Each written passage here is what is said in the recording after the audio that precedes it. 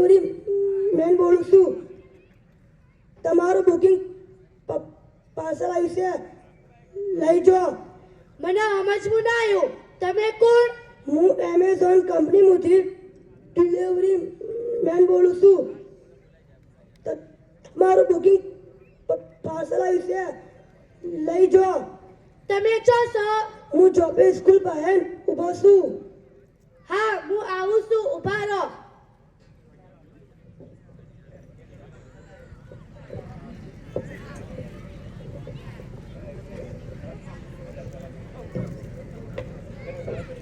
લો તો પાર્સલ.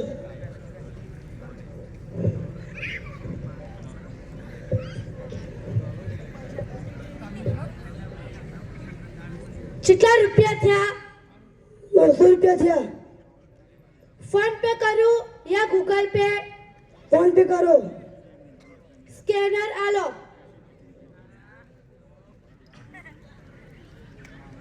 થઈ ગયા.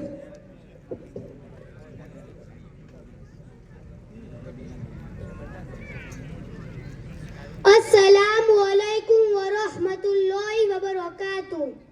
વાલેકુમ અસલામ વરહમતુલ્લાહિ વબરકાતુહ. ભાઈ તું ચોથી આવે છે? ખરાબ બપોરે 1:30 વાગે. હા ભાઈ, મને ઓનલાઈન થી મોબાઈલ મંગાયો હતો. એમેઝોન કંપનીમાં બુક કરાયો હતો. ડિલિવરી મેનનો ફોન આવ્યો હતો, એટલે હું ચોપે પાર્સલ લેવા જઈ હતી. ભાઈ મને સમજવું ના આવ્યું. તમે કેવી રીતે મોબાઈલ મંગાયો? મને જરા સમજાવો ને. ભાઈ, તું જે દુનિયામાં જીવે છે, આ જમાનો તો મોડર્ન જમાનો છે. હાલ તો માણસો ચોથ પે જતા રહ્યા. સુરજ પર જવાની વાતો કરવા માંડ્યા. પૂરી દુનિયા મુઠ્ઠીમાં થઈ જાય છે. ઘરના ખૂણે બેઠા બેઠા પૂરી દુનિયા જઈ શકે છે. જે કામ પહેલા મહિનામાં થાતું, એ કામ અત્યારે મોબાઈલ અને ઇન્ટરનેટથી ફટાફટ થઈ જાય છે. જોઈ માર્કેટમાં જવાની જરૂરત નતો. હવે તો ભાઈ મોબાઈલથી શોપિંગ કરવાની અલગ અલગ કંપનીઓ નીકળી છે. તમારે જે જોઈએ બધું જ ઘેર બેઠે મળે છે, અને એ પણ સ્કીમના હાથી. ભાઈ તમે કહો છો કે નેટથી ફટાફટ કામ થઈ જાય, એ મને થોડું સમજવું ના આવ્યું. ચી નેટ? સાડી કંપની કે વેજીટેબલની? અને બીજું તમે જે કીધું કે શોપિંગ કરવામાં લાઈન લગાવવી પડે, ભાઈ એ તો કંટાળો આવે. ઓય કંટ્રોલમાં ઓછી લાઈન લગાડીએ છીએ કે શોપિંગમાં લાઈન લગાવવી પડે? ભાઈ, સાડી કવરની નેટ ના, ઇન્ટરનેટ. શું ભાઈ? ઇન્ટરનેટ અને લાઈન લગાવવાની ના, બલકે ઓનલાઈન કેવરાય. લાગે છે તમે હજી કાઢો તણો છો. વસ્તી તો આસમાનમાં ઉડવા મળી. આ તો ભાઈ મોબાઈલનું સોફ્ટવેર આવે છે. ફ્લિપકાર્ટ, એમેઝોન, મીશો એવા કેટલાય છે. તમારે જે વસ્તુ પસંદ આવે ઘેર બેઠે ઓર્ડર કરો, અઠવાડિયામાં તમારા ઘેર આવી જાય. ભાઈ તમે તો મને જબરું બતાડ્યું. ઘણું બધું સારું કહેવાય. ઘેર બેઠે બેઠે બધું મળી જાય. મને બી શીખડાવો ને મોબાઈલમાં. અલી ભાઈ, તને કોઈ ફોન બનશે કે ના? આ નાના મોબાઈલથી કોઈ ન થાય. આવો મોટો મોબાઈલ જુએ.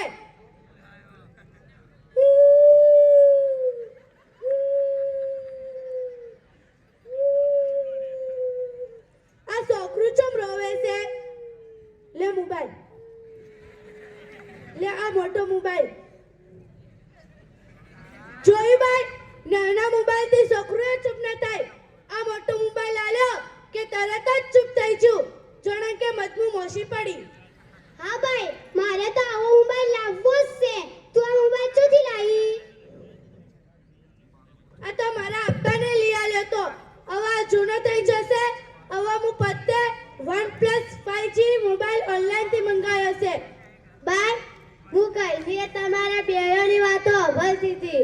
તમે કહો કે આ મોબાઈલ મારા અબ્બાને લઈ આલ્યો તો શું તમારા અબ્બાને લઈ આલ્યો તો? મને સમજવું નથી આવતું કે તમારા અબ્બાને લઈ આલ્યો હોય. હા ભાઈ, શું નવાઈની વાત છે? મારા અબ્બાને લઈ આલ્યો તો. ભાઈ આ તો ઘણી દુઃખની વાત છે. અને આ તમે મોબાઈલથી ઓર્ડર કરો છો અને તમે પોતે પારકા માણસો પહાડ તમારું પાર્સલ લેવા જશો અને મોબાઈલથી તમે પેમેન્ટ કર્યું, તો તમારો મોબાઈલ નંબર પારકા માણસો પહાડ જતો રહ્યો અને કોઈ સોડીનો નંબર પારકા માણસો પહાણ જતો રહ્યો એ તો બહુ મોટો ખતરો છે. આ જમાનો એટલો ખતરનાક બુરાઈનો છે કે અવારનવાર કોઈને કોઈ બેશરમીના કિસ્સા ઉભરતા રહીએ છીએ. અને અમુક વખત તો એવા વાક્ય બને છે કે સોડી હોજે આટલું નથી આવતી અને મા બા મોઢું અતાડે એવા નથી રહેતો. આ બધી બુરાઈઓનું જડ મોબાઈલ જ છે. તો શું તમારા અબ્બા અને ભાઈને ખબર નથી? હા ખબર છે, પણ અમારા અબ્બા અને ભાઈના તરફથી કોઈ પણ જાતની પકડ નતો. જે પહેરવું હોય પહેરીએ, જો ફરવા જવું હોય જઈએ અને જેમ મોબાઈલ વાપરવો હોય એમ વાપરીએ. બીજો ના પટમ ના કે અબ્બાના ઓઠે મંગાવતા હોય. આ બધું મોબાઈલથી મંગાવવાનું મારા અબ્બા અને મારા ભાઈને જ શીખવાડ્યું છે. અરે ભાઈ જુઓ, આ મોબાઈલથી એટલા ખતરનાક નુકસાન છે એ આ બાયો વતાડશી. તમે આ બાયોની વાતો બાયો આ બધી વાતો સાંભળીને મને બહુ મોટો અફસોસ થયો. અને અત્યારે જવાન સોડું નાથનું મોબાઈલ આવી જા. એક જમાનો હતો કે સોડિયો અને મોટી ઓરતોના હાથમાં કુરાન અને કિતાબ અને તસ્બીહ રહેતી. અને અત્યારે તોય જોઈ જવું હોય તો મોટો મોબાઈલ હાથમાં લઈને જવું ફેશન બની ગયું છે. જ્યારે કોઈ સોડી હાથું મોબાઈલ લઈને નીકળે છે તો જેટલા બદમાશ છોકરાઓની ગંદી નજરો એના પર પડે છે અને મેલા માણસોના દિલમાં ગંદા ખયાલ આવે છે અને લાલચ પેદા થાય છે. પછી એ માણસ એના પાછળ લાગી જાય છે અને કોઈ પેતા કરીને એ સોડીને ફસાવે છે અને પછી ઇજ્જતનો બવાડો થઈ જાય છે. મારું તો દિમાગ કામ નતો કરતું કે એક જવાન સોડી એક પારકા ડિલિવરી મેનના પહાણ પાર્સલ લેવા જાય અને ખાલી ડિલિવરી મેનની વાત નતો, બલકે ગામમાં આવવાવાળા ફેરિયાઓના સીધપુર ચાપીની દુકાનવાળાનો પોતાનો મોબાઈલ નંબર આલીને એવું કહેશે કે જ્યારે આ વસ્તુ આવે એટલે મને ફોન કરજો. ભાઈ આ બહુ મોટી કચરાની વસ્તુ છે. આ જમુનામું કોઈના પણ દૂધથી ધોયેલા મત સમજો. શેતોન જિયાદારે સવાર થઈ જાય અને ઇજ્જતનો કચરો થઈ જાય અને આખા ગામમાં આપણા નામનો ઢોલ વાગે.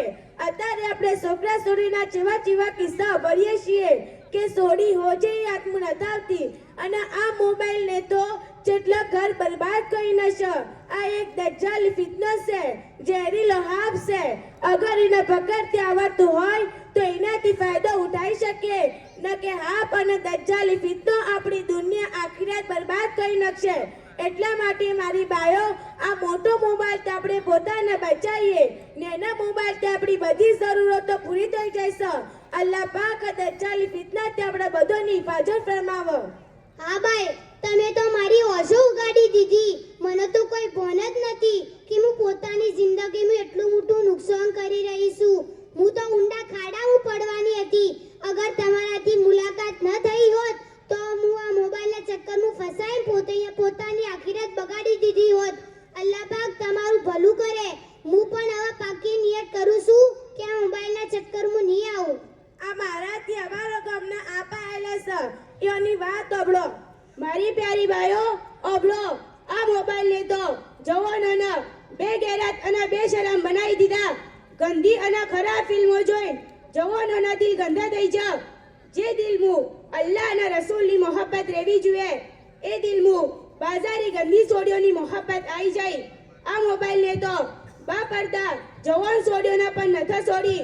જે બનીન ઠરીન ટિકટોક ઇન્સ્ટાગ્રામ પર આવીને વિડીયો બનાવે છે. આપણી ગેરજ ચો મરી જાય છે કે આપણી સોડીનું ફોટો આખી દુનિયા જોવે. હદીસે પાકમાં આવે છે કે કોઈના મહરમને જોવું ઓશોની ઝિનાકારી છે. અત્યારે કેમેરાથી ફોટો ખેંચવું એનો તો કોઈ ગુનો જ નતા સમજતું. વગર જરૂરતે ફોટો ખેંચવું ઉલમાએ કિરામ હરામ કહી છે. અને મોટામાં મોટું નુકસાન આ મોબાઈલને આ કર્યું છે કે આપણું અને આપણા છોકરા છોડીઓના દિન અને ઈમાનનું દેવાળું પૂંચ્યું છે. આપણા માટે આઈડિયલ અને નમૂનો નબી સલ્લલ્લાહુ અલૈહિ વસલ્લમ છે, પણ આપણા છોકરા છોડીઓને મોબાઈલ જોઈ આઈડિયલ અને નમૂનો દુનિયાના ઇન્ટરનેશનલ બદમાશ બેશરમ માણસોને બનાવ્યા છે.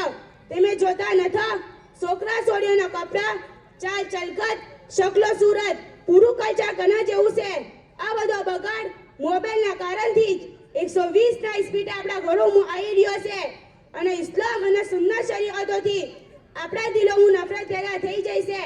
જે આપણા આખિરતના માટે મોટામાં મોટું નુકસાન છે.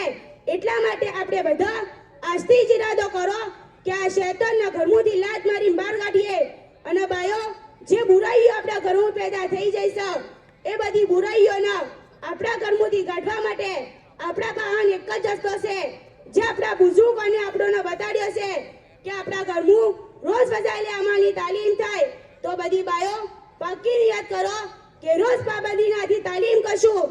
અને સોમવારના જોહર બાદ હલકાની તાલીમ થાય છે, એનું પણ આપણે ફિકરના હાથી પહોંચીએ. ઠીક છે ભાઈ, મારે મોડું થાય છે, હું હવે જાઉં. ભાઈ, અલ્લાહ પાક તમને બધાનો દુનિયા આખિરતનું બહેતરીન બદલો અતા ફરમાવો કે તમે તો મારી ઓછા ઉગાડી દીધી. તમે તો મોબાઈલના જેટલાય ખતરનાક નુકસાનો ગણાયા. અગર ભાઈ તમારાથી મુલાકાત ન થઈ હોત તો આ મોટો મોબાઈલ તો મારી દુનિયા આખિરત બરબાદ કરી દોત.